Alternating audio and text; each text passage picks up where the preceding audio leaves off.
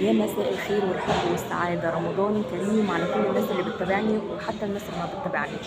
الحقيقة أنا طالعة أدردش معاكم كده على السريع النهاردة في حاجة نفسي قوي إن كل اللي هيشوف الفيديو دوت يشتغل على نفسه فيها في رمضان.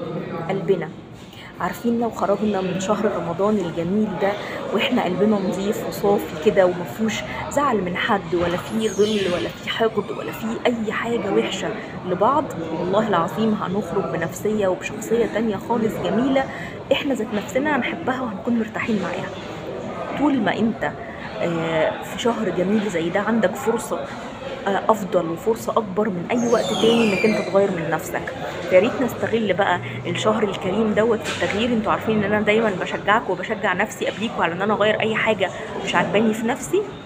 فيلا نشجع بعض في الشهر ده ان احنا نشتغل بكل جهدنا ونعمل كل ما في وسعنا ان احنا نخلي قلبنا صافي، حاجة كده ما فيهاش اي شوائب ولا اي حاجة وحشة. خلينا يا جماعة ننشر الحب والمودة والسلام والرحمة ما بيننا وما بين بعض، لان احنا في امس الحاجة دلوقتي اليها. احنا خلاص بقينا في وقت ضغوط الحياة مش مستحملة ان حد يزعل من التاني ولا حد يجي على التاني ولا حد يظلم التاني.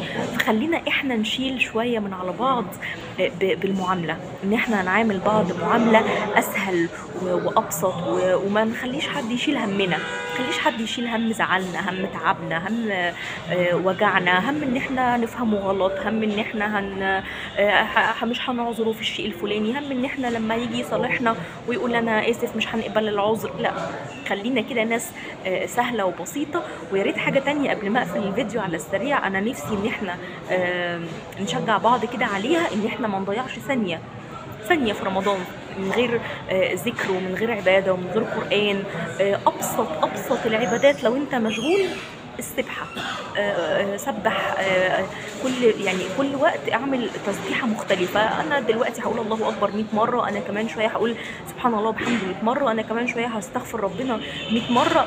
زي ما أنت عايز نوع في التسابيح كده، بحيث ان انت حتى على الاقل لو انت مشغول راكب مواصلات واقفه بتعملي اكل في المطبخ ومش فاضيه تقري قران، ما تضيعيش ثانية في الشهر الجميل ده من غير ما تستغلي العبادة والذكر.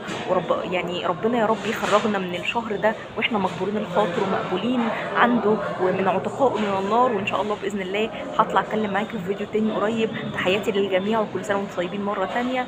مروة مغربي.